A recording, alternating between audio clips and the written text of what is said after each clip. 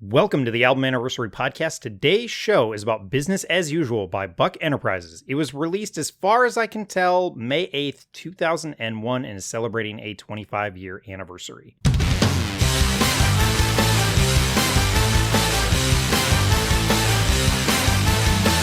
Situations like I'm stressing out. Now I'm dealing with this wall of doubt in my mind.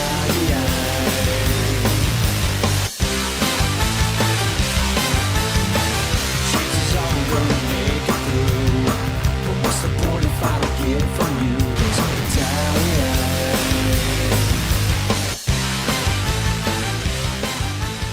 I'm your host, Caleb, or Caleb the Spy is what I go by on a lot of social media sites. And every day on social media, when I'm not totally overwhelmed by life in general, I try and post about what I call album anniversaries. So on the Album Anniversary Podcast, we take a look at a classic album, an album we love, or an album that's important to us. And today I'm joined by two very, very special guests.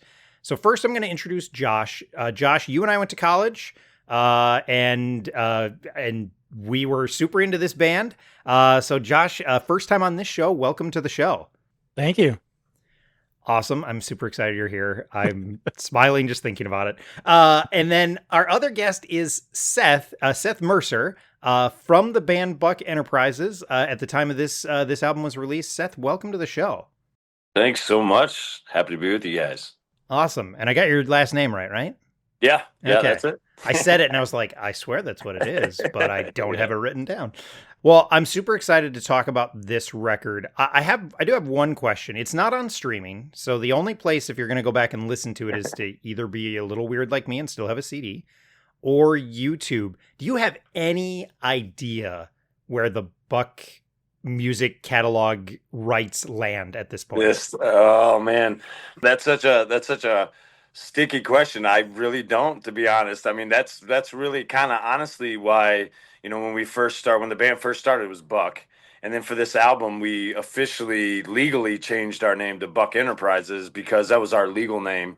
Yeah. But we were kind of trying to pull away from some of the legal stuff going on from that, the prior stuff. And then, yeah, came up with that name. And so no idea. Yeah. no idea. I kind of wonder with some of those, like, I know the W's, they own their stuff, but even like they had it up on streaming and then just the licensing ran out and the person who had been doing it like missed the date to like re-up on it. And then he was like 6 months went by and he was like, oh, I forgot. I'm not putting it back up. It's just not happening, and I totally get it. So yeah, I know the record label that we went with one time. It was a friend of ours. I can't even remember his name at the time, but he had been a part, I think, of the label that Buck put their first record out on. okay, and he independently went off and created Galaxy 21 Music, and that was going to be like a rock. And there were a couple on. I can't even remember the bands that were on at the time, but he put us on. And I think probably the legal rights are probably there somewhere. okay, But this is a time when physical masters were being held by people, and I couldn't even tell you who hold those now. So for me to listen back on this record when you called, I actually had to go back and look at the YouTube posting of it.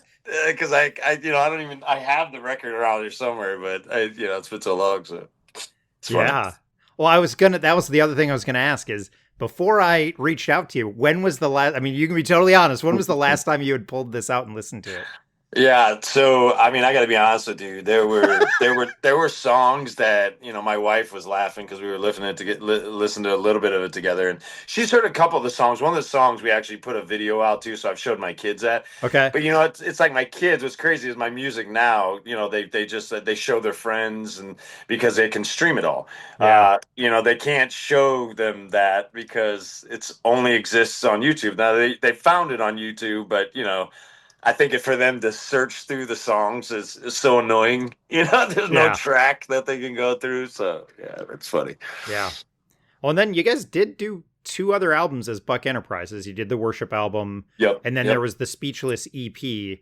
And that's a hard one to find. I do have a copy. I have a CD copy of it. But I think there's a lot of people. I remember I posted about it and they were like, I liked Buck.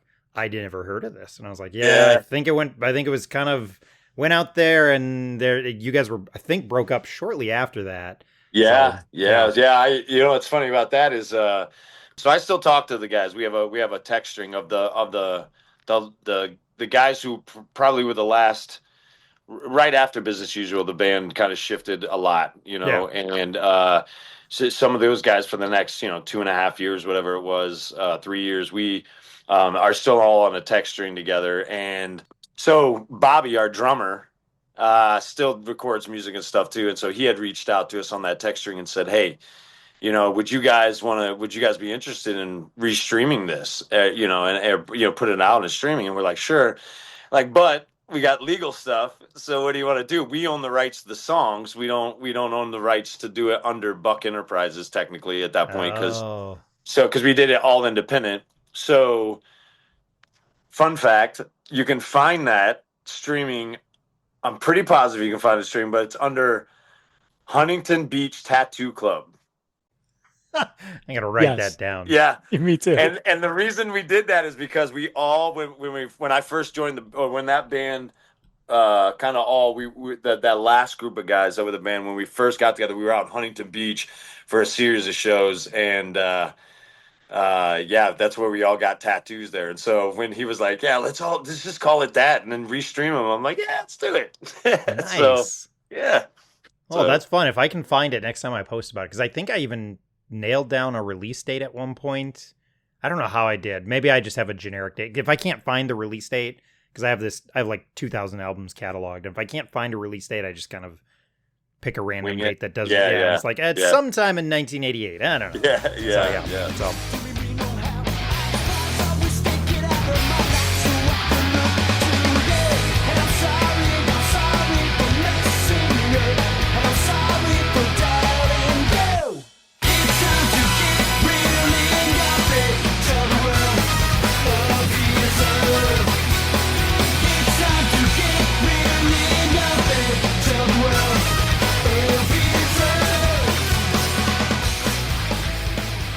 awesome. Well, let's talk about some facts from this record. So Yep. we usually go through some. Like I said, May 8th, 2001, and I'm gonna call this the second album. But it looks like there was also like a lot, because again, there was some turnover. It looks like there was a live album from 1999. So I think second full length studio album for the Buck in general group. That's my best guess. Yeah, yeah. So what happened there too? What's weird is that, because I just remembered that. Uh, so the original band members, so the original singer and the original band members, to pay off some of the legal stuff, and Oh, the obligations that we had always originally, they put together I think a live record, and they did that, and the proceeds went towards that, I believe. So that's how that got. But yeah, it was like May 8th, 2001, and when I went back and looked at that, it checked out with what was going on at the time, because I completely remember. I had been in the band. I think I joined the band probably late '99. So 2000, I definitely remember, or maybe it was early 2000, but around that time. And then the band had toured for about a year or so, and then towards the end of 2000, we went down to Memphis, Tennessee, and that's where we recorded this album. I think we were down there for like a month, if I remember right, okay. recording the album. We stayed in the house, and so the things that were going on in the world at that time was crazy. It was more so after the fact, because that album came out May 8th. We were in full swing of touring and that, and then 9/11 happened, and that for the next probably 6 to 7 months after that completely changed what we were doing as far as touring wise, because we couldn't fly anywhere, so spot Yeah. dates were out. We were driving everywhere, and yeah, so that's when the massive touring started. But yeah, so it was crazy, man. That was a couple years into the band, and I think that's where some of it, listening back on it, was kind of crazy, because there were some songs in there where I didn't have any other. It was like the song was handed to me, Yeah. and literally in the studio, and they wanted to keep that. They didn't want to continue on the route we had been with these new songs, and so they ended up. So we did those, and listened back on those, man. I can't even remember like singing the song in the studio. Like it just like because we didn't play any of those songs live really after that because we were trying to already go a different direction. So yeah, it was interesting. There was a lot of stuff going on at that time. So Yeah, I think it comes through a little on the record, and we might get into a little later because there's a there's some stuff that feels like this doesn't feel like this, right? yeah, There's some stuff that's definitely some stuff that feels different. So yeah, yeah, yeah. I'd be interested to go through a couple of these and be like, I think I have some guesses. In fact, I definitely have some guesses about which ones are Yeah, yours and yeah, which ones yeah. are I would you love were to handed hear. I to would love to hear it too. Because yeah, yeah, yeah. you. And what's funny is that because I came from a band that I'd been for a couple years that I helped start here in the Chicago area called Nifty 50, and we were a ska band in the Christian scene, but we were often there was a California band at the time called Nifty Tom 50, Hmm. and so we were often in a lot of different. Like people confused us a lot for them, but anyway, that band did pretty well, and that band from almost from the beginning was done with the complete ska thing and more towards the rock with horns things. Like I was heavy into that time into like Mighty Mighty Boss Tones. You know, Hmm. that was like and so I was really trying to head that band towards that direction to where by that time that band ended, we were pretty much like a punk band with horns. Yeah. And then and when I got into Buck, you know, they were still that first record was really ska, you know, Yeah. and it was hard for me because I wasn't really ever a true ska fan, you know what I mean? So um but when I joined the band, we definitely had made a decision already to be like, hey, we want to move this towards a rock with horns type of feel. So Right. Which by the 2000s, I think it wasn't a requirement, but it was like there were very few bands that were, and I mean the whole '90s ska thing in general, right? Like there's yeah. not a lot of '90s ska bands that really have a super strong connection back to the original two tone. There were some Yeah, that oh, like yeah. wore Yeah. suits, but like like the Boston's wore a lot of suits Yeah. for stuff, but like they weren't that two tone. I mean, Yeah, not at they all. just Yeah. weren't, and Yeah. so Yeah. it was all a little. It's one of the reasons I actually like the genre is just how malleable it is. Like you Yeah, can yeah. kind of do some different things with it, and like you can be the Aquabats, and you can be less than Jake, and you can kind of Right. go a bunch of different directions with it. So and Yeah. even like my favorite new ska band is a band called Catbite. They don't even have horns, and it is like this, like it's all about the bass lines and kind of where they're going, and it's a very unique sound as well. I think So back in yeah, the day they would have called that ska core, yeah, if I probably, remember yeah, right. exactly. So I want to bring up the record label. You Yeah, called it out, Galaxy 21. yeah. What's really interesting about this record label is it's got some real heavy hitters for like the Christian alternative space. Like the Okay, yeah. Choir was on there. Oh, the choir. Yep, yep, yep, yep. Daniel Amos was on Yeah, there. that's The right. Yeah, 77s were on there. yeah, I yeah. mean, it's not tooth and nail, Wow, yeah, but it's a lot of these like bands that really paved the way for Tooth and Nail in a lot of ways. yeah, Did you ever have any connection with those bands, or was it just like, nope, we're on the label, see you guys later? Or did you actually like ever kind of have any interactions with them? Because totally different music. yeah, yeah. No, actually, we were so heavily uh touring, that I would tell you that I don't recall even ever. I don't ever recall ever going to like even an office there, that they Sure. had. I mean, I think, and I'm trying to remember his name. I feel like his name was Daniel. Man, this 25 years, holy cow. But the owner of the label, he really cool dude, and he just believed in us, and he, I think already at that time, ska, especially Christian ska, was already, and honestly, when we were talking about the insiders were who somewhere where the we were actually, and we were from Detroit, and so Yep. was the Insiders. That was who I came in. That was my favorite of them all. Now, Sure. Five Iron became my favorite people because they were fun to tour with and have shows with and stuff. But the Insiders, those guys. I mean, those guys were cool too. But their style Mm. was, if you listen to like, there was a song that they had on one of their first records that was a little bit heavier hitter, and I think it had to do with like Christ's sacrifice or something like that. And some of our songs ended up being a little bit heavier hitting, kind of more down that road. And so anyway, so that I think is what he was willing to take the chance on, Hmm. and I yeah, and it was good. So and by the end of this record, by the end of touring this record, and we had just done the Speechless EP, we had originally wrote that Speechless EP to give to Brandon Ebel Hmm. because Brandon was interested at the time of us dropping the horns, and our two horns were going to be like our road manager, and then our guitarist, our second guitarist, and we were just going to be a rock band, and we had just already headed down that road, and then by the time we were done with this, especially with this touring, and then the couple years that came after for the Speechless EP, we were just so burnt out Yeah. that it was just like, I don't think I got it in us, and we were kind of all dropping out of the scene period, so Yeah. so anyway, Yeah.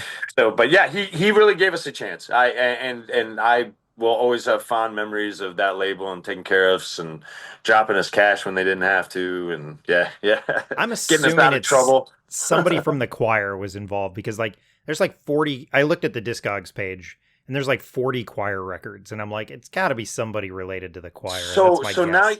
yeah, so now someone's laughing listening to this because they totally remember this. I just don't. I was never really totally into that scene. Yeah.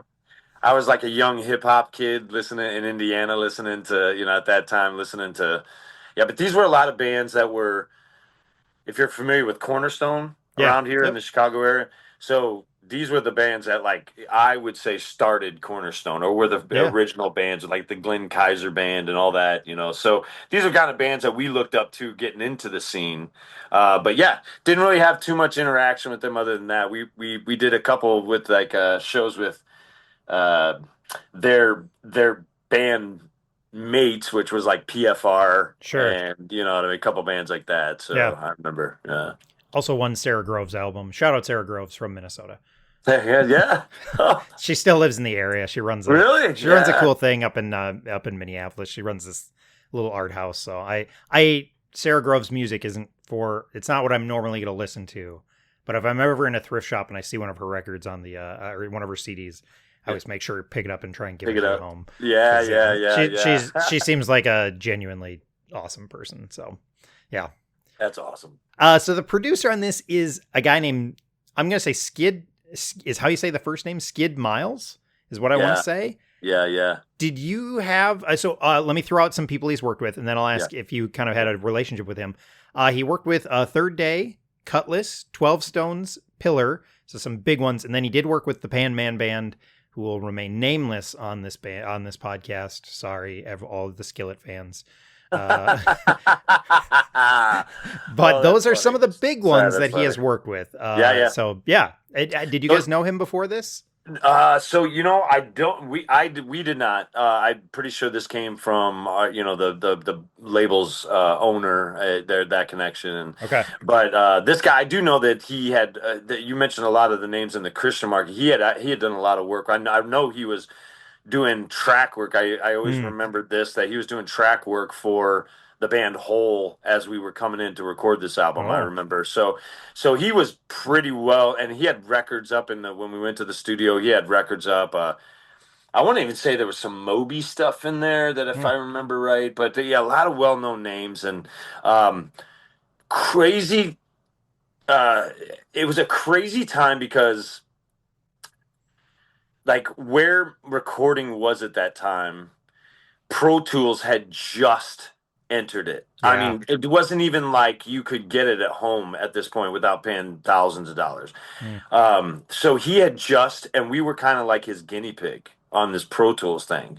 What's funny about it is I still to this day record on Pro Tools because of that, Hmm. because I wasn't playing any instruments on that album. I sat back and I didn't come till the very end.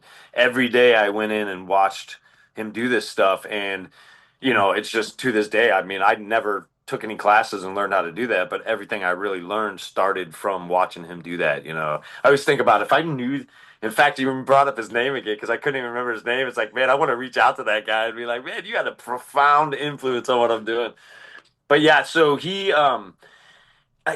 was there. There was some experimental stuff that he was doing with that, and then you can tell. I noticed this going back and listening to the production of the record. You could tell which songs were his favorite. Hmm. You can tell which were the ones that weren't the ska ones. Really, Sure. it was the more heavier hitters, or even like the last song where it was a little bit more depth. Um, he really had the idea of wanting to be super creative with those songs. But I also have to tell you that our guitarist at that time, Josh Wheeler, who, by the way, Josh. Went produced the Speechless EP for Oh, us. cool. So he left the band shortly after this record came out, actually, along with the other guys. But yeah, he is one of the most genius minds I've ever known, and yeah, super great guy. But um, his creativeness and mixed with Skid's experience and creativity, like watching both of them at work was awesome. I Hmm. mean, it really set the passion inside of me to want to do just more than just sing in a band. I mean, after that, I wanted to learn every instrument. I wanted to learn how to record it all. I wanted to to this point where the stuff I do today, I do it all on my own. You know what I Hmm. mean? But watching them at work and watching his creativity, yeah, it was amazing. So Yeah. Do you know if Josh? I swear I found Josh on Bandcamp. Josh Wheeler. okay, Like, is he still yes. I wonder if he's still making music because I So thought he was yeah, making like music with his wife. he is. Okay, So it must he's be him. making music with. So it's called the Bruised Reed. Shout Hmm. out, they're amazing. His wife is unbelievable. It's got an amazing voice, but Josh's creativity and just his guitar work, and with her vocals and her creativity, and I mean it's an unbelievable mix. And then you've got the bass player is Tim, who was the guitarist for Buck Oh, okay. there at the end, and then Bobby was the drummer Hmm. for them. So Nice. yeah, but that's he's still doing music. And as far as I know, I don't think they've released anything for a little bit, but yeah, they've got two like teenage sons, so they're in the thick of it, as you probably know. Yeah. Yeah. No, I'm aware. I got four of them. Well, Yeah, not it sons, is. but I got Oh, four geez. teenagers. So Oh, geez. Yeah. it's fun. It's a lot of driving. Yeah. That's what I think the main seems to be the main thing about parenting teenagers right now is just who's going where and does everyone have a ride? So yeah. Yeah. No, we have my wife and I. We're a blended family. We have five kids together, and we go from 6 to 11. So we are still not even into that realm yet. But oh my God, we are driving around like crazy, and yeah, it's crazy. Yeah. Tonight we even had the issue of like at one point my wife was like, "Wait, how's he getting home?" And Yeah. I was like, you're gonna have to because I'm doing this." And she's like, Yeah. "I'm like, it's on Yeah. the calendar. I pre-approved it." And she's like, "Okay, I got it. I got it. I figured it Yeah. out." It's like, Yeah, okay, we got oh, those panic friends that we call, like, oh, can you pick them up? I can't leave the house right now. Yeah, we got it. We yeah.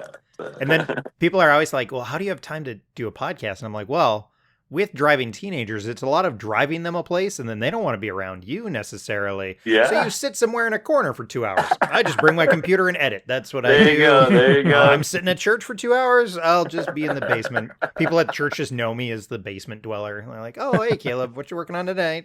So just hanging out. Nice. So I will say there was a number of changeover on the band, right? I mean, we've talked about like Yep. there was a fairly rotating cast. You were new on this record.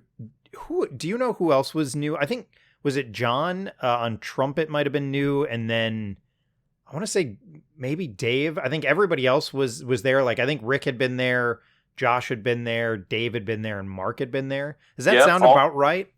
All those guys except John. Okay.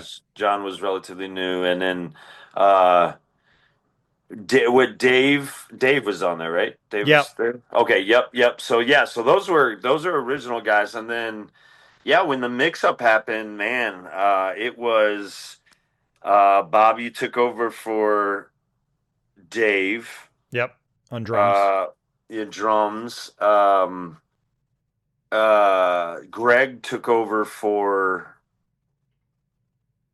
well, so he became our trumpet player, but he at one time, I think for a while there was him and John on trumpet, Sure. and then and then Mark was on trombone. Okay. So and then eventually it just became Mark and Greg as our horn section.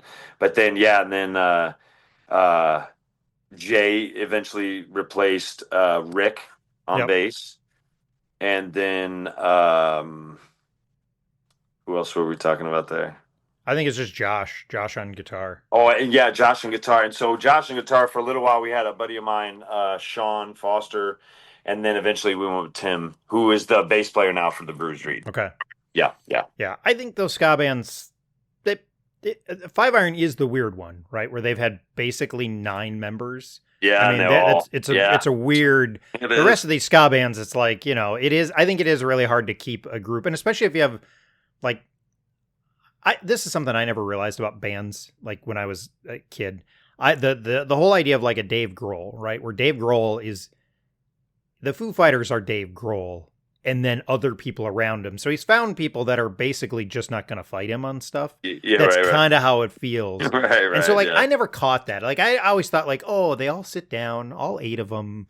They plan this all out. Yeah, one person gets credit, but and I was like, oh no, a lot of bands are not like that. So I get it. Like, if you're a trombone player in a ska band, you're like, I've got some ideas. There's an old joke of like, what's the fastest way for a drummer to get kicked out of a band? It's to utter the sentence, guys, I've got an idea for a song. And like, I Right. feel like that's true with ska bands too. Like, oh, the trumpet player and the trombone player, that's the fastest way to get the boot. Like, Yeah, hey guys, so yeah. Well, that's interesting you say that because when I came into the band, obviously and naturally, they had these songs that were like, "Hey, we're gonna put these on the record, and we've already written them. Here you go." But then there were songs that we had to write for the record, and so that's where I have memories writing songs, on the back of the bus with or back of the bus, the basement of our manager's house at the time. yeah. I was learning their songs. We were writing new songs already, trying to play those, and so the songs I wrote with Josh, man, that was really, it was a lot of fun. So and that was kind of the camaraderie, was that him and I were kind of he would come up with an idea or whatever, and then we would bring it to the band, and they would just put their funk on it, and everybody loved doing that. So there was just this group thing to it, you know. And I mean, really good musicians. I mean, I always remember Rick, his bass playing was just unreal. Like, even going back and listening to this record, I'm like, oh my god, I forgot how good he was, you know. And Rick was just a mammoth of a dude, man. I mean, he was like he was probably like 6, man, He was 2, big. 3. Yeah, Yeah. and he's big dude, but he gave you the best bear hugs, man. When there were some dark times on the road, man, that dude would hug you, and you'd just be like, "Oh, everything's fine." Yeah. Josh, do you remember what we used to call him? Rick, the bass player? No. I swear we used to call him like Teddy Bear.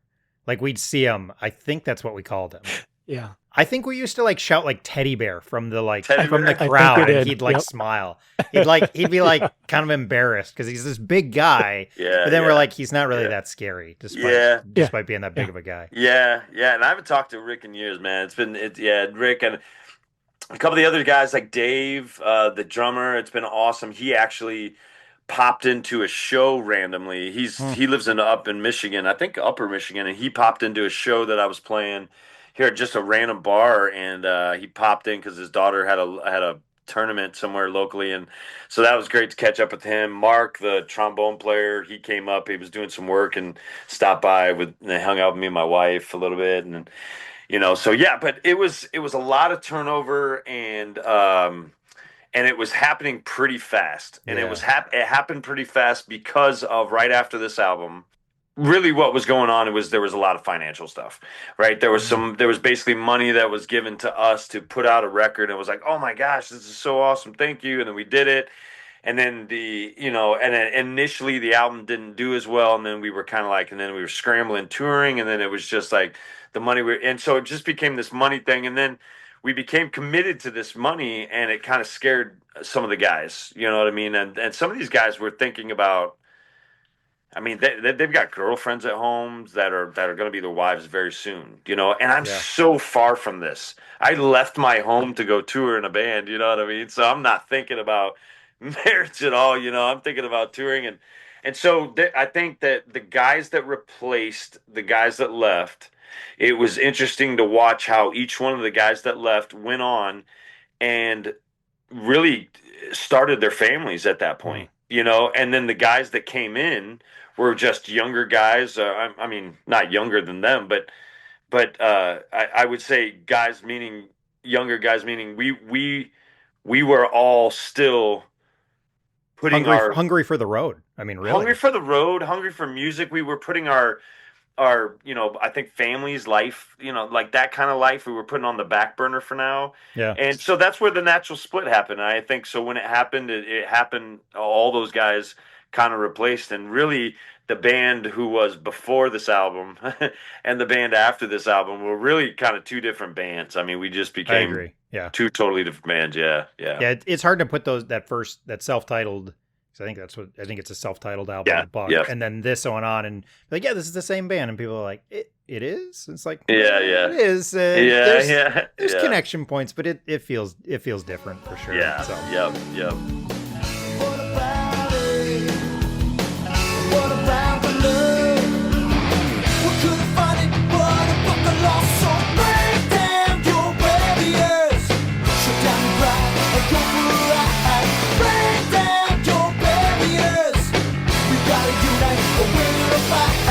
Break down your barriers. The battle's won by clouds on sundown. Let it preaching. I give you all things to cause to strengthen. So, Josh, I want to ask you, how did I think I'm involved, but how did you discover this band? Do you remember how you discovered this band and how you discovered this album in general? Well, from my memory,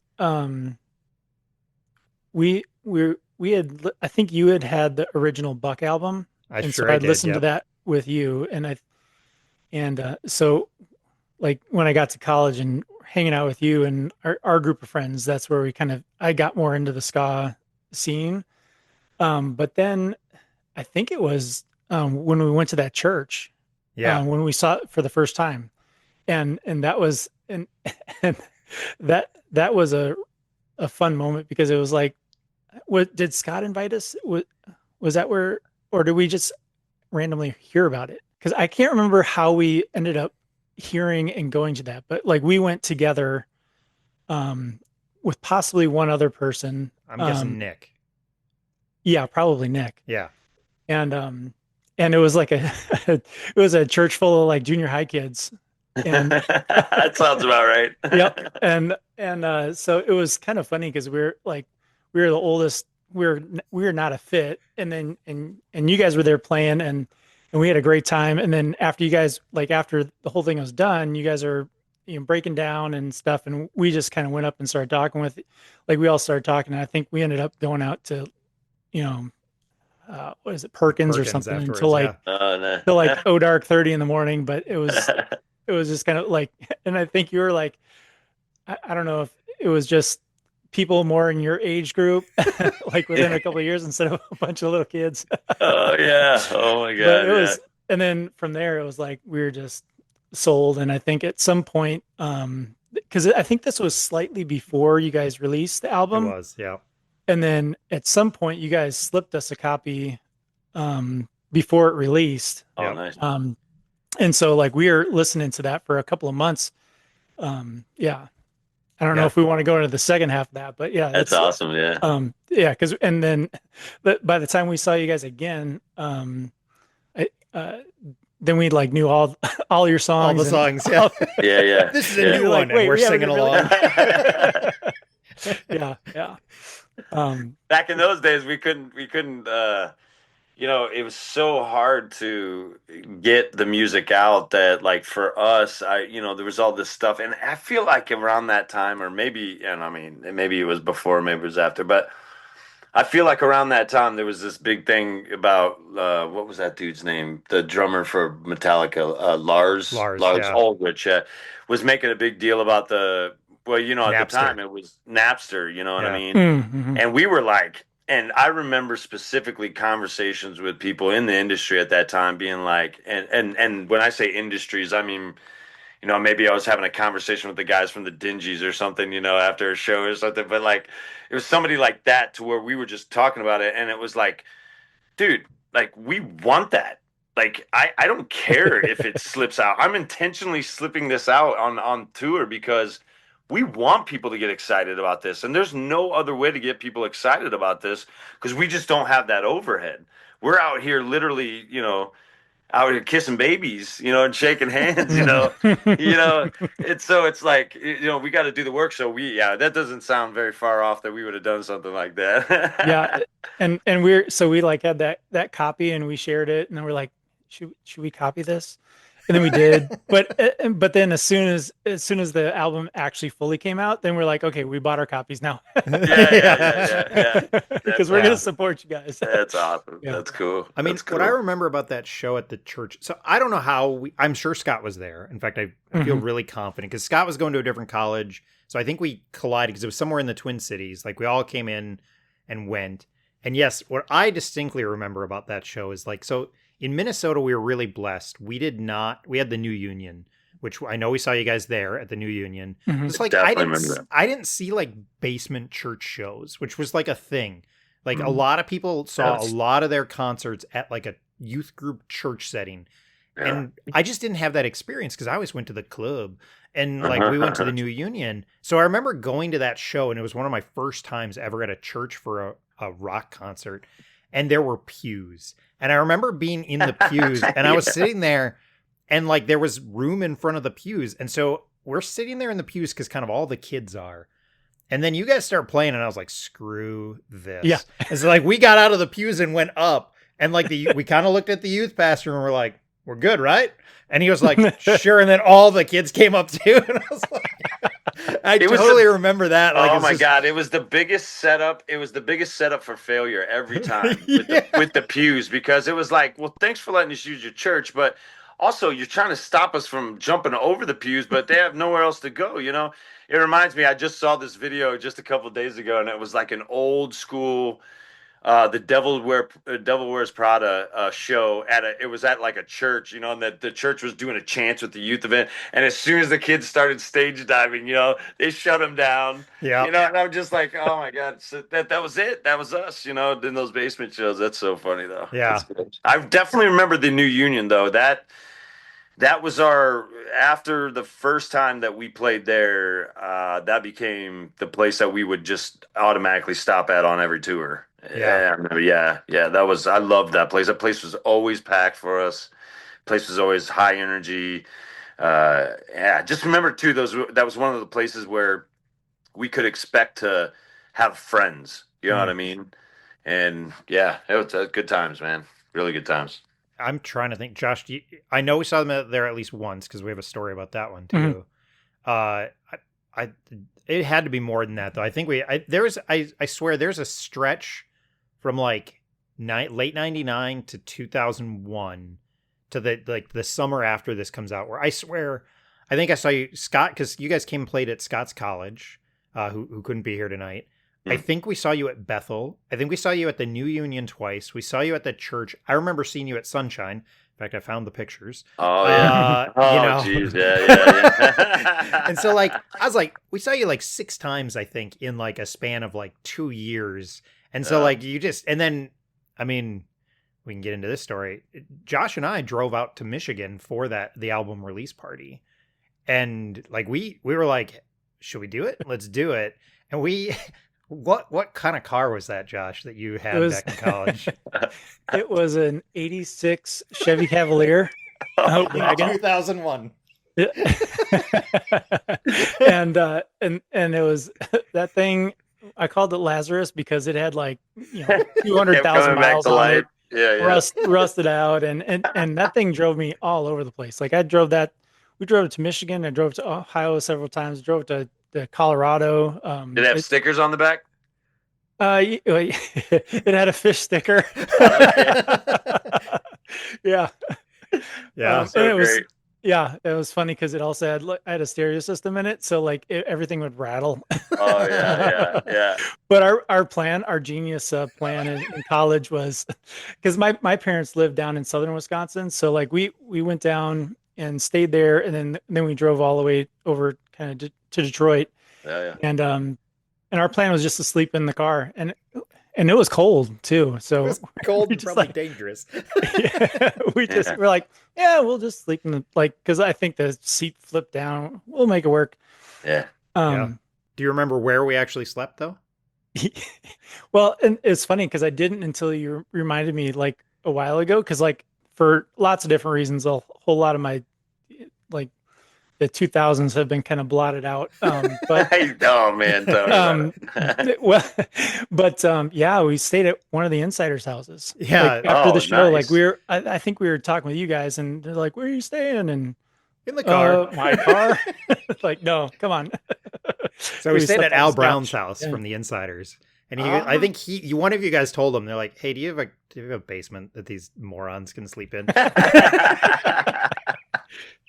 You're very thankful. Yeah. So we slept on his couch. It was pretty funny to me. I'm like, looking back at him, I'm like, yeah, I've stayed at one of the insiders' houses. Yeah. Yeah. It's a That's feather in my cap.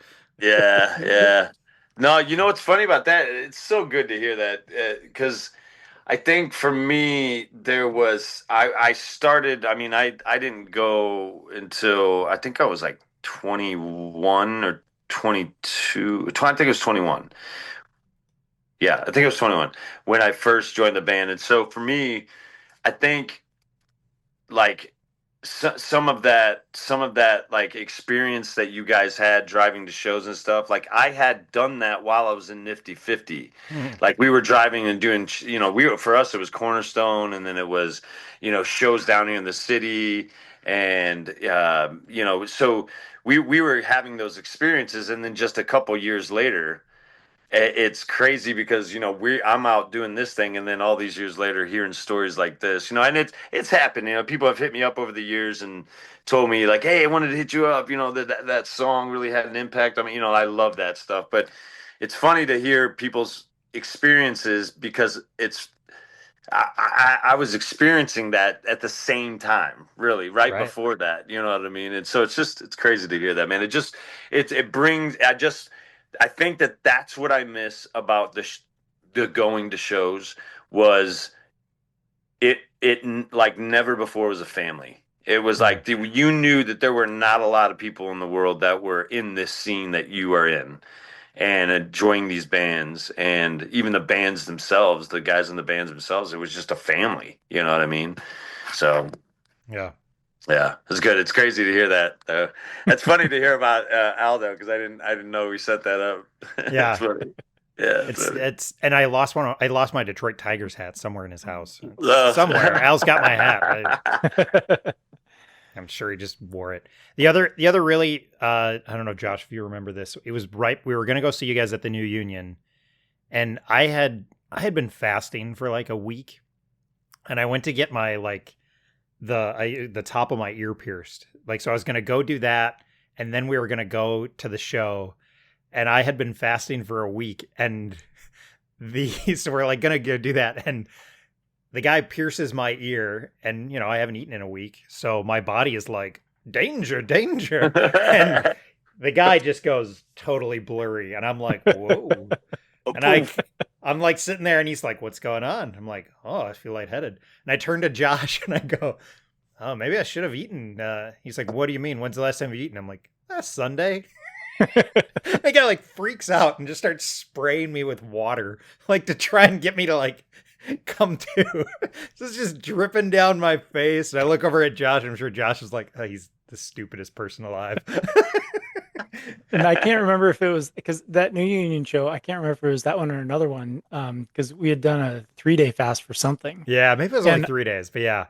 And well, it was the third day, and I remember us like dancing our brains out, and then by the end we were like, like you can't see straight and seeing stars, and So it's the real It's Buck like experience. a natural form of hallucination you guys are doing. You guys are like tripping, like naturally. No, like we're talking doing to it the for junior Jesus, high though. kids. It's totally fine. It's totally yeah, fine. right. In fact, out of- Jesus told us to do this, so Yeah. it's fine. Get out of the pews. Don't eat for 3 days. Go see Buck. That is Yeah. the religious Yeah. experience, guys.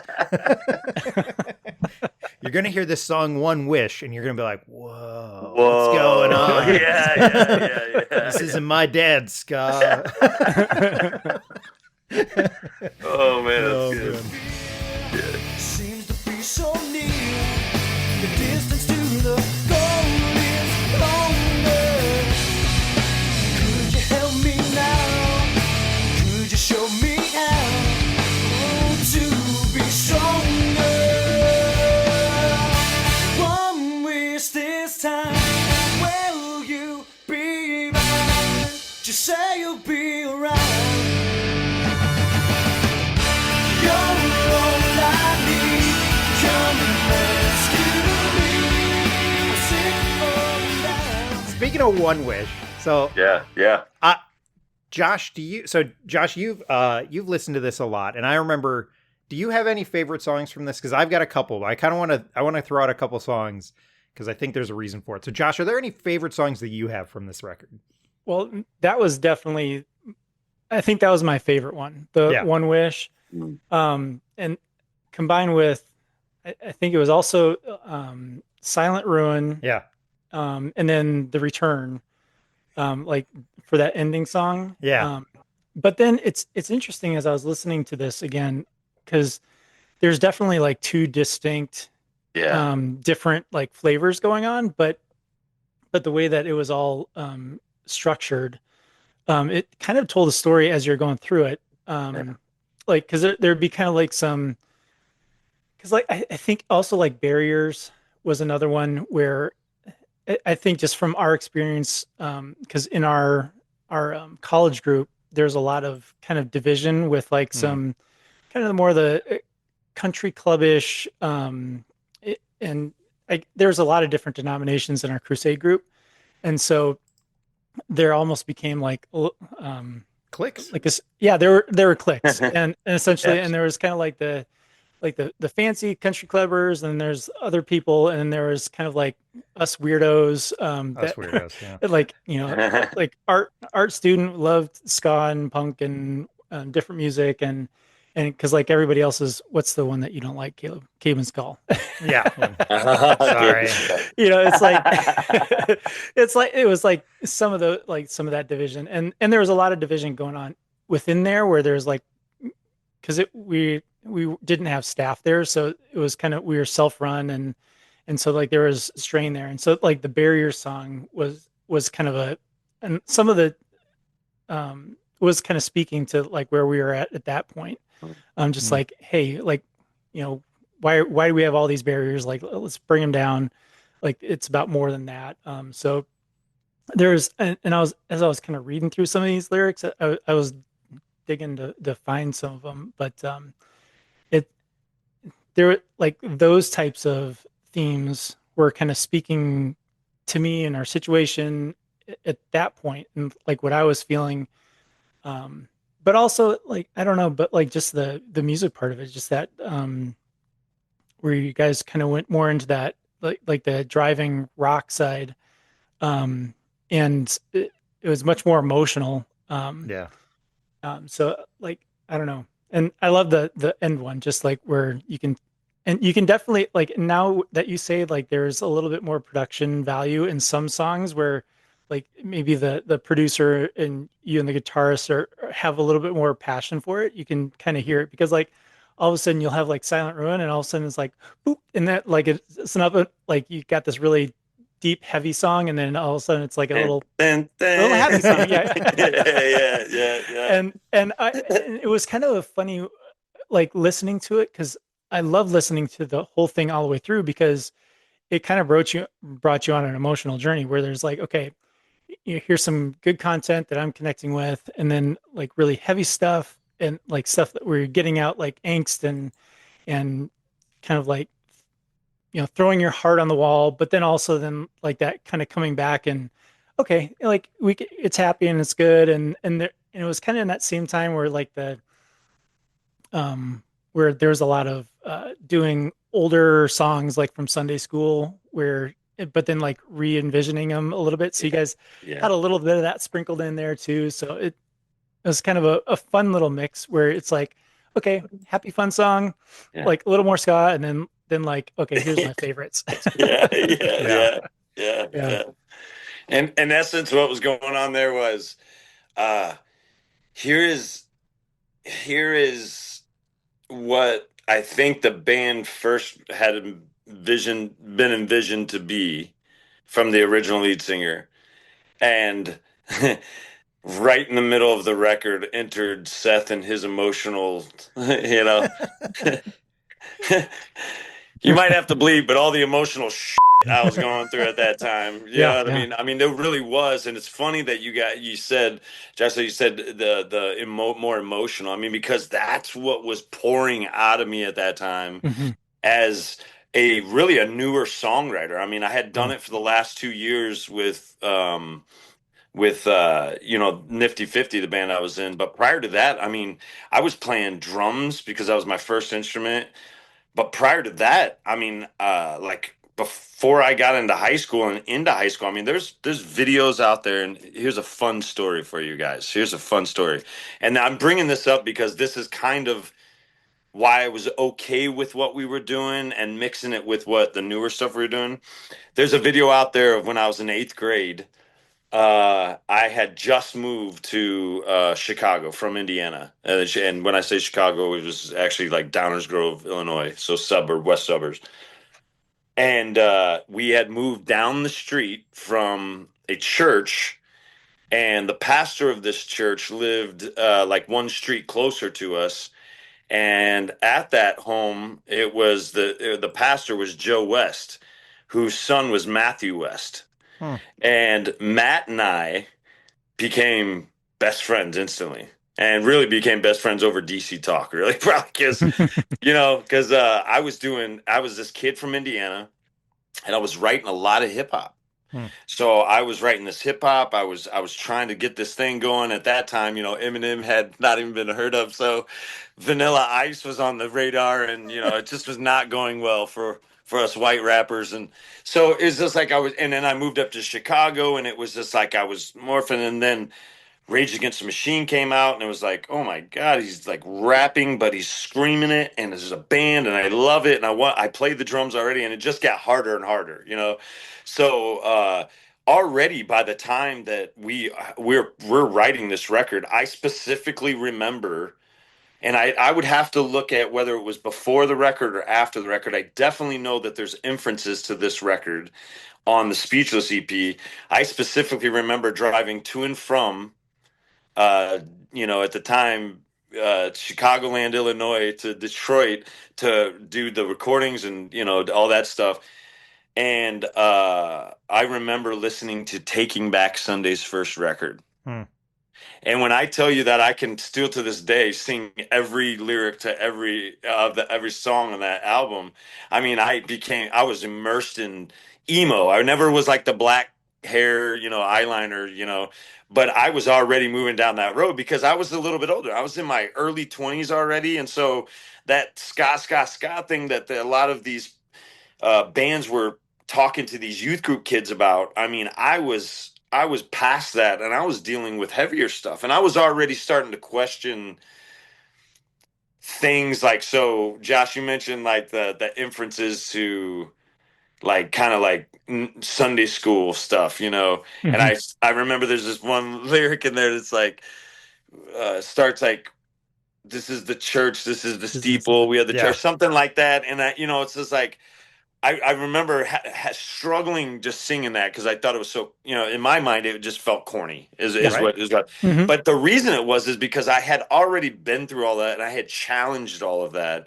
and I was already on my way to, to what still exists today. This everlong journey of, you know, I want to be careful here because I don't want to offend anybody, but like, this road of deconstruction and Mhm. reconstructing and really finding out who God is to me. And some of these kids, they're okay with that, and I'm up there singing it, and I'm really wanting to get to One Wish because that song's about that girl that went through that I know went through that time, and then that friend of mine that went through, and then Silent Ruin, that's about me. Sure. That's me screaming about the torment that I'm feeling because I'm going back home from these tours, and I'm I mean, I've got an apartment that's supposed to only have two people, and I go home and there's like seven people living there, and you know, we're all from the same youth group, and we're all ex-youth group kids, and we're all struggling with the same things, and I'm just taking that and trying to deal with that and write that, and then so that's why for Yeah. me it was hard to do the. You know, it's like if I saw some kid skanking, I wanted to be like, just stop. You know, I wanted to be like the old guy. It's like, do you know how crappy life can be, bro? Just wait, you know. Get off my lawn, you know. But so it's interesting to hear your take on that because that's really it's really what was going on. And it's interesting because when I was listening to it for the first time again, I was walking through that again. Like, I don't even remember singing this song because we never played it again after that. You know, Yeah. we Mhm. recorded it. And it's just like, wow, that's what. And then I listened to the songs I was writing, like, man, I remember why I wrote that lyric, you know, and Mm. it was Mhm. so much deeper than just trying to convey the message of, oh, hurry up and get saved, you know, like I was well past that already, you Yeah. know, Mhm. and I don't mean that egotistically at all. It's just in my spiritual journey, I just had questioned all of that already because of my age, and so Yeah. yeah. We say a prayer before once again walk out the door. No one else can take your place. You mean the world to me. Yeah. When I get home, I'm gonna hold you in my arms. When I get home, we're talking about the way. When I get home, I'll show you just how much I care. So I do want to take a crack at least I don't think I can do every one, but I do think all I need the opening track. I think that's a you track. I'm just gonna say you. I know there's Yeah, other yeah, people in there. yeah. One Wish for sure. Silent Yeah. Ruin. The Return. Those are the really really easy ones for me to pick out that are like they have that harder influence. I want to Yeah. say. And Yeah. then I want to get back to the harder influence, but I want to throw out a couple that I think Get Real is not you. No. Yeah. Barriers was not you. No. And then what's the other one that is really obviously I Want to Know You, I think Oh, was the yeah. other Yeah. one. Yeah. Yep. No, 'Cause that's that the one wasn't that me. starts out then there's a little rap thing at the end of that one. So I was like, maybe you got to put a little of his attempt Yes. at it. Yes. That's it. That's it. And you know what? It was really too because that was kind of my and really the guys from the Insiders, that was my acceptance into because that's kind of how I was introduced into ska was the hip hop was natural. I've always been a reggae fan, Yeah. always, and then you know POD was doing their thing, so I was just Yeah. more immersed into it. And then you had bands like the Dingies. I don't know if you remember them. They Peg's been on were the show, so yeah. has he? Oh, that Yeah. man, yeah. They I loved them, man. They were just they to me they were just like that was where reggae was going. You know what I Yeah. mean? And so lost my train of thought. What were Just we? I was dividing songs, taking guesses. Oh yeah, yeah, yeah. And then we were So talking about the so rap part at the end of so the rap I Want part, to yeah, Know I got You. the freedom to do that from that, and then I remember adding that to that. Yeah, yeah. So, but then yeah. So is correct me if I'm when I get home's on this album, right? Yeah, yep. When I Okay. Get Yeah. Home, and then there's the Yeah, Mhm. Beatles cover. yeah. So the Beatles cover was already decided on. Okay. When I Get Home was, I think, one of the first ones I had written with them. And there's actually, if you search it, there's a video of this song, and and that was produced by Josh Wheeler Okay. because what it was is there was this it was called Acquire the Fire. It was like Teen Mania, and it was Yeah. like they Yeah. would do. Do you remember this, you Oh guys? yeah. So they would Mhm. do like these massive, like so we got signed on to do this, so we were doing these arena shows. Well, so we got picked to be the band for the tour this one year, and so Hmm. what they would do is they would do all these shows, and then and I think they were like a Friday Saturday thing or maybe a Saturday thing, and we would just book shows to get us to that next place Sure. and we did it in the largest show we did was in Detroit at the Palace of Auburn Hills, the old Nice. and there was like 11,000 people, man. And so Josh had ended up having like three different cameras, I think think his wife might have even been one that did it. Kirsten. And so, but they did the videos, and then he edited it all and put it to that song. Hmm. And that song, like for me, that's what we pushed to be the single for the track. I mean, it was hard to really. There wasn't, there was only a few. I think there was a radio station in Minnesota that was pretty There's heavy, playing a lot of stuff, right? we've had some KS95 is the big one, and it's actually gotten better in recent years. But for a while it was really, really bad. But I think they always had like a Saturday night where they'd play some more alternative Different stuff, and song. then we'd get some Yeah. here and there, and then they'd die out.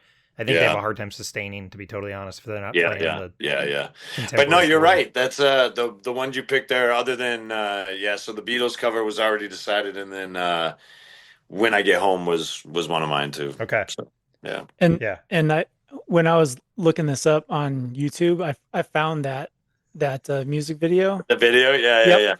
yeah.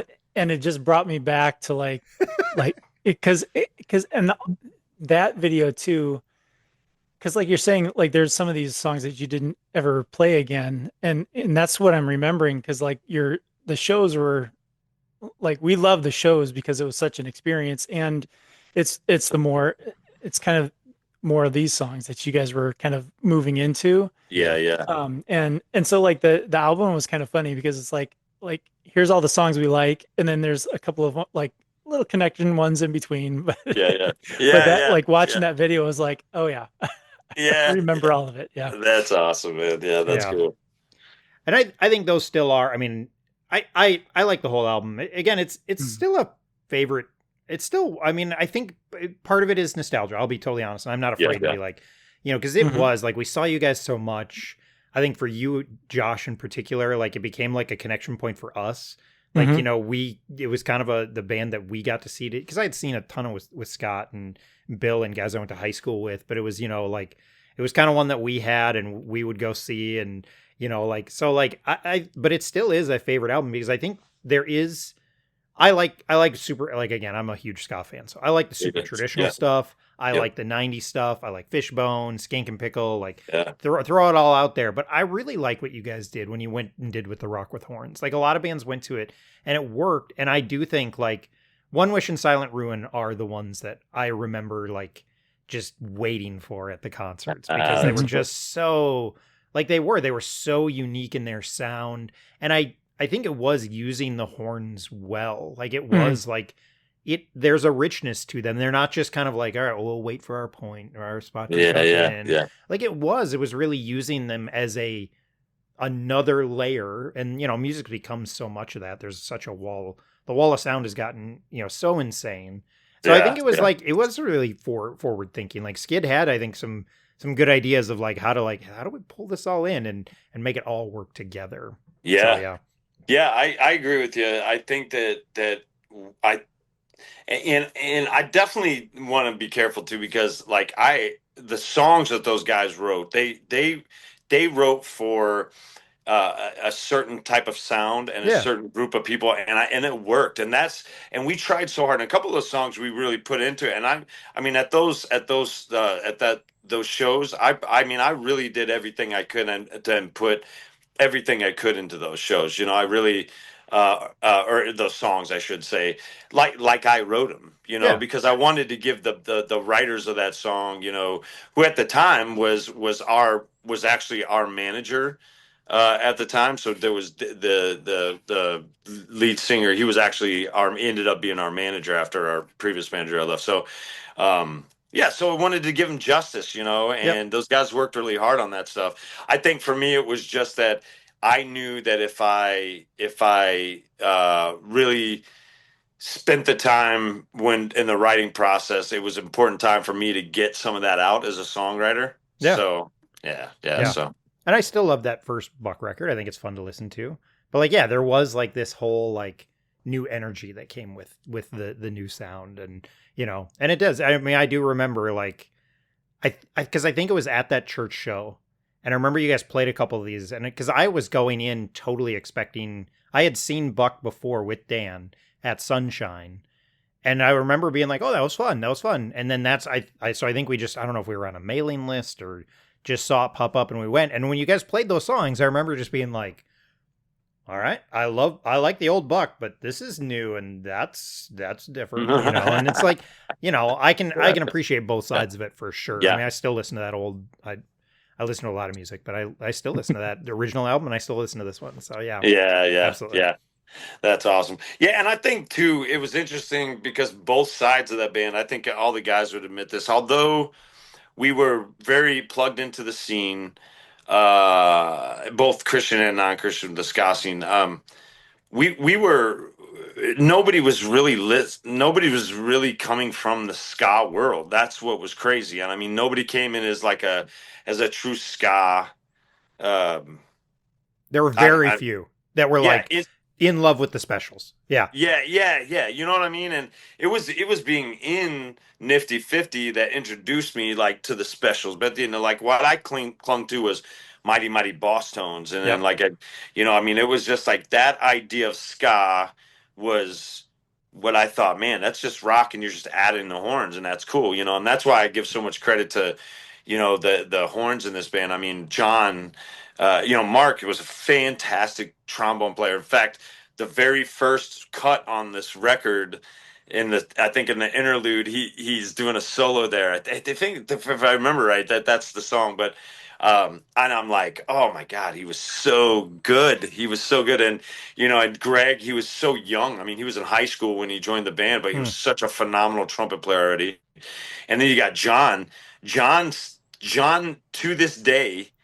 I follow him on Facebook. This dude travels full time on like cruises and across the, in other countries playing in salsa bands. And I mean, he is so phenomenal in his craft and still doing it. So yeah, I mean, these guys were amazing, So they, to your point, they were great to work with because they, we could write a rock song and they would just find their spot, and whatever it was kind of like, it just always reminded me of like Yellow Card, I mean, till this day, I still listen to Yellow Card. I was just listening to today, they popped up on Sirius, and it was like, they just always found a way to incorporate that violin and it always just made their sound. And I just thought, man, if we do that and just always have this feel, like that's going to define our sound. And that's kind of the road I think we were eventually going down. So yeah, I absolutely. think a lot of us were trying to break out of the ska. I think a lot of people were. Yeah. Thing, Yeah. And it was easy, and it was. I think everyone was doing that because there were so many. It was so saturated at that point, especially the Christian market. Yeah. Because it just fit. Or you could say it was high energy. It fit for youth groups. It was just perfect. But then, all of a sudden, in our world, we were going to these other ska shows where it was like. I can't even remember if this was at the time, but MXPX and Goldfinger playing the same show, ironically. Yeah, that's yeah. But things like that were happening. And that's for us, man, I was raised in the house, I was sneaking in Run DMC records in a Carmen CD cover. You know what I mean? Run DMC. Oh, we're sorry. Yeah. Oh man, but that's I'm old, so that was like my entrance into Well, I'm sorry because you had to be hidden in a Carmen CD. I'm sorry that you. Sorry we did that to you. Yeah, and that's what I'm saying. It was my entrance into really trying to step out of I mean, when people talk about what their first concerts, I hate that conversation. Was it Carmen for you? It was Carmen. He's giving free shows, man. Was it free? Yeah, I guarantee it. And then people are like, "Oh, was he a singer?" I'm like, "No, he actually talked a lot." I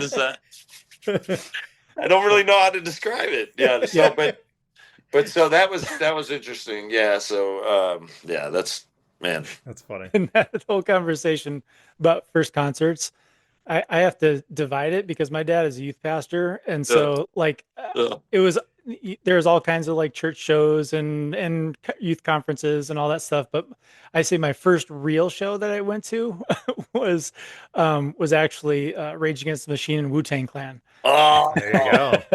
And so I was like, that's my first real show, and then my second one was Fish.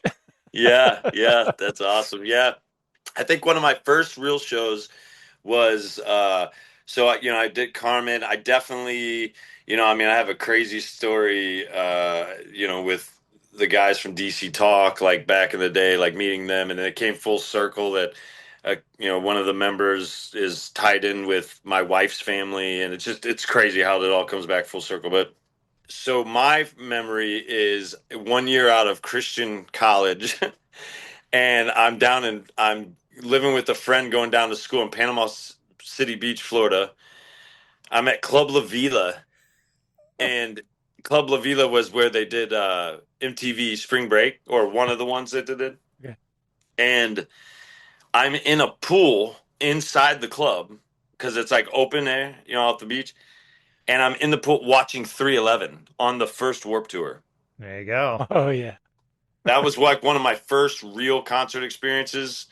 That was happened when I was just out of college. That I could call my real one. I think mine's the Newsboys, Oh but yeah. it's back before they got big.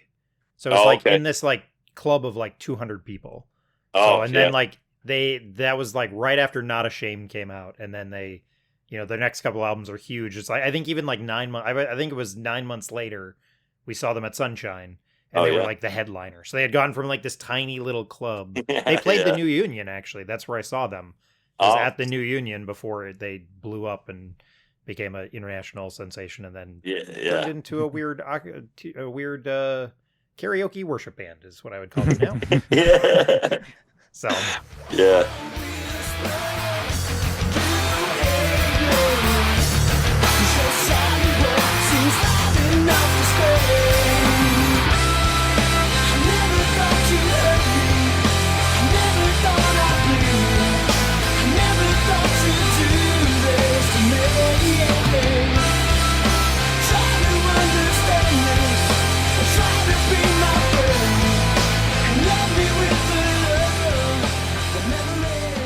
I know it's tough. 20 years later, there's parts of this record that are like really feel like yours. Probably there's parts that we've talked about like they were kind of handed to you. But what is stuff that you still look back now and be like, "Yep, I'm proud of this." Like this is still something I can look back on and pull up on YouTube and Yeah. go, Yeah. "Yeah, this is something I'm still proud of."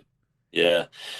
Oh man, I would say the number one thing that I'm most proud of is just the work I did with those guys for that record. I Mm, mean, again, the guys that I worked with this record and the Speechless EP were two totally different yeah. groups of guys and two totally different experiences, both amazing. But I just remember, just some crazy memories of the house that we stayed in Mm, while we were recording. There was just some crazy things going on, and it was my entrance really into.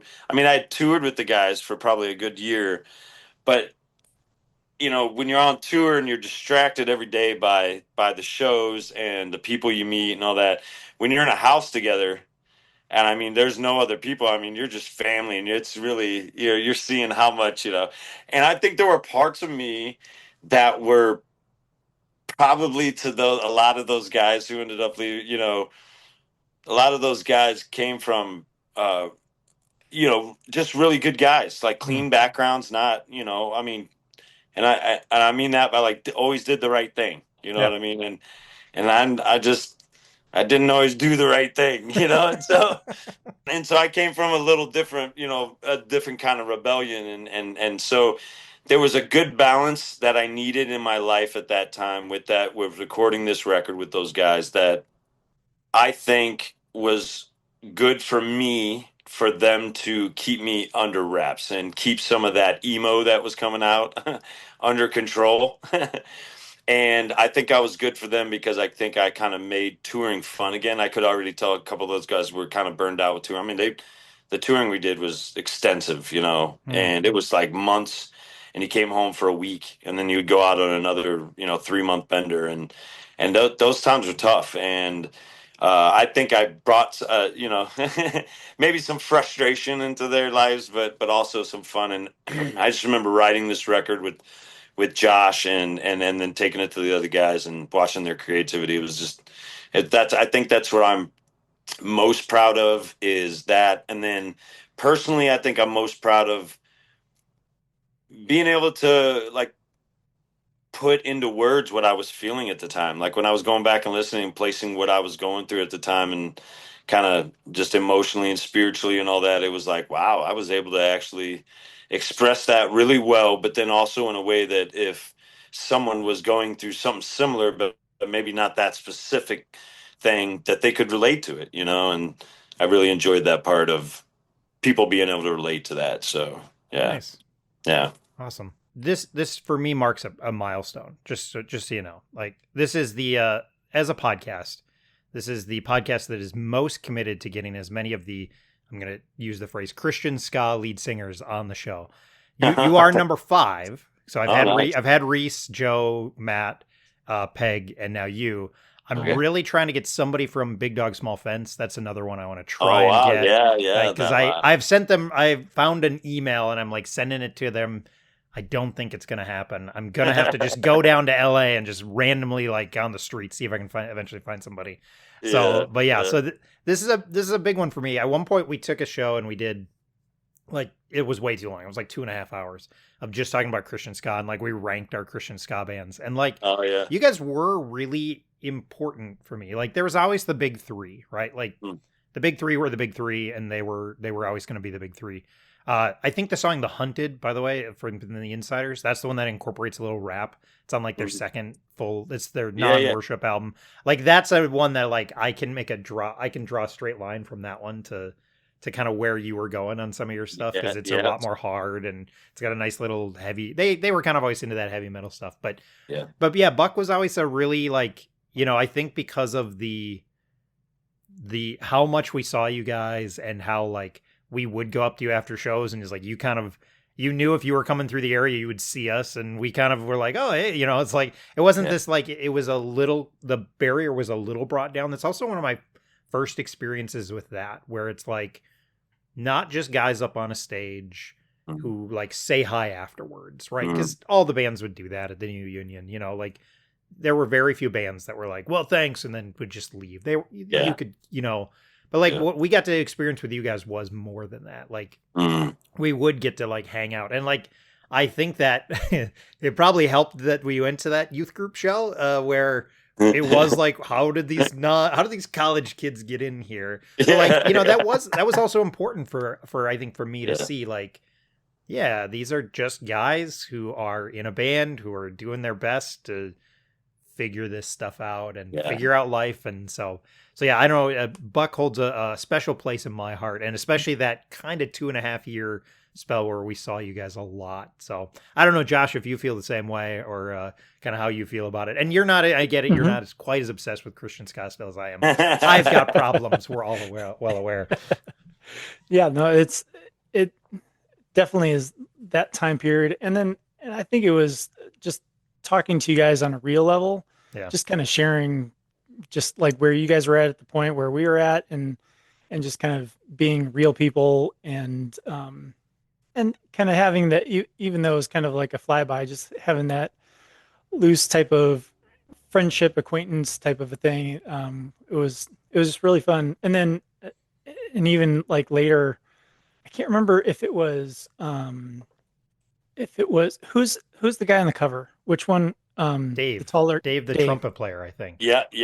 And because I remember talking with you guys that first night, because he had gone through a really rough breakup and was having a hard time, and then ended up the person I married a few years later was her cousin. Oh wow! And had some of the same issues and went through a lot of the chaos later. Oh yeah. It was an interesting like connection because then because like I think he was with the original group, wasn't he? Yeah, I think Dave had been around for a bit. Yeah. His brother was actually Dan was the lead. The Reynolds brothers. The Reynolds. Yep. Yeah. So it was interesting, and then also kind of like just from you're talking like from the ska, like in the suits and the whole thing. And you guys were much more like in our lane and speed where, you know, you got baggy pants and a chain and it just looked just, you know, the normal. hip hop influence. Yeah. Yep. We love that too. So it was, that's crazy. Yeah. Yep. That's awesome. And I'll tell you guys, like, there have been a few times over the years that some people have just randomly reached out and have said something like that. And I tell you what, man, that never gets old, talking about where somebody was at in their life at that time. And like, I never, I like, one quick story here. One of the first experiences I had with Buck in realizing the power of things that you write and then how they reflect was, well, two, but the first one was right after I had joined Buck. uh was when So right before Buck, I joined Buck, was Columbine. Mm. Columbine had just happened, and we ended up going out there because one of the girls that was shot, Cassie Bernal, we were playing at her youth group, actually, because we were one of her, I guess, one of her favorite bands, and there was a couple of the other bands that were favorite that were there too, and we ended up going out there and just watching with the power of these lyrics that these guys had given me to sing. But then just a few months later, we're writing for that new record, and then I'm writing a song, and when I get home, I write it because I am like on tour and I am missing the girl that I'm dating at the time, and I'm missing my friends, and I'm all of that, and I write this song in my apartment, and then we go back on tour. And then I remember we put out that song and it had just come out, and we went out to California to play this song. It was like 300 kids at this place, and these kids are singing this song. And it's just when it hit the heaviest of like, oh my God, I was writing this in my apartment just a few months ago, and really, and these kids are out here like yell, it's probably changing their, it's probably because they're singing, because they're singing about when I get home or whatever. So it never gets old hearing how somebody's life was touched by something that I was just like, man, I was just writing what I was going through. You know what I mean? Yeah. So, and then to hear that you guys were touched by like our personal contact, like that was important to us. Like those guys, I think that was the other thing I was really proud of our guys. Both sets of guys, they did the dirty work, man. We would be tired and exhausted, and we would go out there because not just because we had to, and not just because we were selling records, but because we actually cared.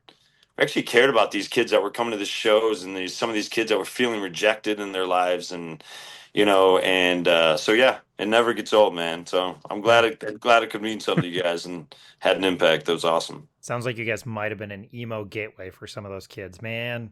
Contributed to the skinny jeans. Yeah, That's I bad. did. That's bad. I like my jeans loose. All right, My so jeans definitely got tighter. I mean, mine got tighter than the '90s, but that's because it was out of control. Yeah, right.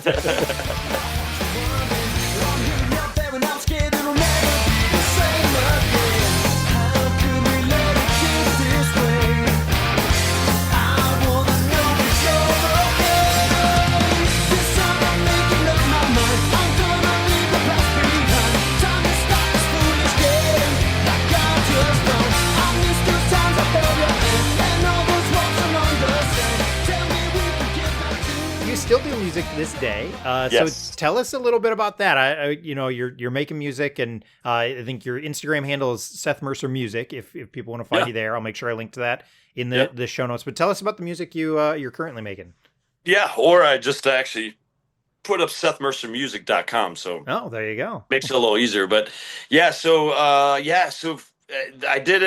was in a band for a little while called Without a Breath, here with a few friends of mine that I'm still really close with. And it just over time, marriage and life and all of that stuff, and it was just easier for us to kind of separate, and then I just kept going. So I've done a lot of, over the last probably decade, done a lot of the 3-hour gigs and playing cover tunes acoustically, and I actually enjoy doing that because I can break them down acoustically and kind of do my own little spin on it. But in that, I have written a lot of my own music and just under my name, and I kind of underwent some time there with a thing there with Seth Mercer, and in the end I had a band that was playing with me, and we were playing out, and then that just got really, and like I said, I'm in a relationship now where we have 5 kids together. So that, original music's a little bit harder to push, these days. And so, still doing it, but just in singles. So I've Sure. got a few singles up that I've done over the last couple years, or last few years, and got one that's coming out next Wednesday, actually, called "Not Yours Anymore," and that one's uh, that one's really tackling. And it's funny we're talking about the emo side of all this, because these songs really come out, and each song ends up, like the band I was in, we named it Without a Breath. Every song was like getting buried. My drummer looked at me one time, I was like, why is all our songs about like being buried or coming out of the grave, or and I'm like, man, I don't know, there's something there. And then I went to a lot of years of therapy and figured out what all that means. And you know so, but that, yeah, it's coming out. And so, but yeah, it's just talking about my experience with kind of some of the things of the religious part of my spirituality that I grew up with, that I just kind of identified with, or that identified me, I should say. Hmm. And just, here this year, I'm going to be 50 years old, and you kind of look back at your life and you're like, what? And you kind of like, what am I able to let go of, Hmm. and just kind of release myself up so that I can get to where I want to go, and it's a healthy change. It's a healthy release. So, but Yeah. anyway, Not Yours Anymore. So it'll be out next week. Okay, and it'll already be out because this will come out a little bit. We're a little ahead of schedule, so Oh, it'll nice. it'll Nice. already Yeah. be out. So Not Yours Anymore. Yep. Seth Mercer. You can definitely go find it on all the streaming platforms. I'm Yeah. assuming all the streaming platforms. I know I found you on YouTube Yep. Music. All So, of yeah. them. Yep. Yeah. Awesome.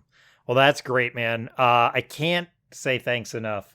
This was this was super fun. I know, like, I know that it would have been great if Buck would have taken off and it would have been you would have been able to just tour off Buck money for the rest of your life, but like, Yeah. Yeah. I still am so thankful. And this means a lot to me. This is one that I peek behind the curtain. I plan the whole year because I've got problems. So I plan every podcast Nice. I'm going to do for the whole year. And this one Nice. came up, and I was like, well, that's a guaranteed for that slot. I am not missing a chance. And I was like, I thought like, well, okay, maybe I'll reach out to Seth. I said, worst case scenario, I just get to sit and just gush over this with Josh and Scott. We'll have a great time just reminiscing. So this made it even better to be able to get to talk to you. So I can't say thanks enough for taking thank you very a couple much. hours to talk to us. So yeah. Yeah. Well, I appreciate you guys. I appreciate you reaching out, Caleb. It's like I said, it means a lot. It's hard. It's fun to look back 25 years ago, put yourself back there, like you guys are saying. It's so fun to do that.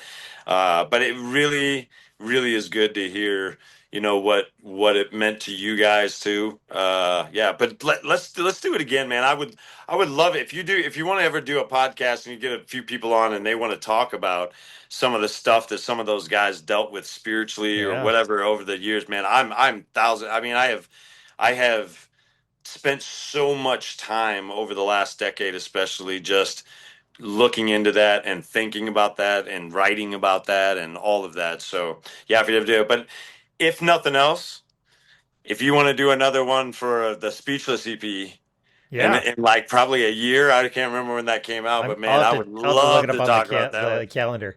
Well, Yeah. here's the other one I'll give you. Like, if Yeah. there's, I can send you the list. If there's other albums that you're interested, like you're like, hey, like an example is me and Scott in a little bit. We're going to talk about, there's a Pearl Jam album that Scott loves. I think it's fine. Okay. But like, so like that's the other thing is Val from the W's. Okay. He was on the show last month to talk about Goldfinger. Nothing to do Oh. with the W's. Just because he was like, I love that record. Can I be Yeah. on? I was like, do you want to talk about this record? He's like, I'd love to. Yeah, So, yeah. Shoot me the That's- list, man. I would love to look at Okay. that list. Yeah. Cool. I'll send you the If you spreadsheet. ever review anything by Thrice, man, I am there, brother. I am I got one coming up actually. there. You really? Oh Yeah. man, I might be there for that one, man. Yeah, they're a big all-time one. favorite band. Yeah. Full confession. I think they're fine. Yeah. I just missed them, and so like, and I was never all that emo. I'll be totally honest. So, Yeah. But like, I will cover them every year. It's a good example of what I'm going for on the show. Like, I will cover them every year, even if it's not a favorite of mine. Yeah. I know people love it, and so it's like, especially I have one friend in particular who I know he wants to talk about it. And so it's like, Yeah, yeah, I'm always going to I want to make that space so that he can come on and talk about it. Project 86 is another example. I don't love Project 86. They're too heavy for me. Oh, But yeah. people love them. So you know I what? love it. I'm gonna make room on the calendar, Yeah. find the right people, let them talk about them, and get it out there. So Yeah, that's awesome, man. Cool. Yeah. Well, thanks so much again, Yeah. man. I really appreciate you guys. Yeah, inviting thank you so much. Yeah. All right.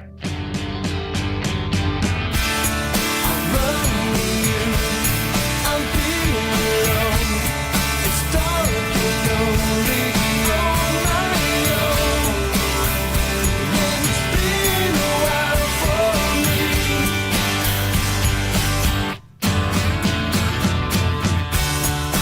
Broken arms, I hear you say, my son's come home to me today. And that's all I need to hear.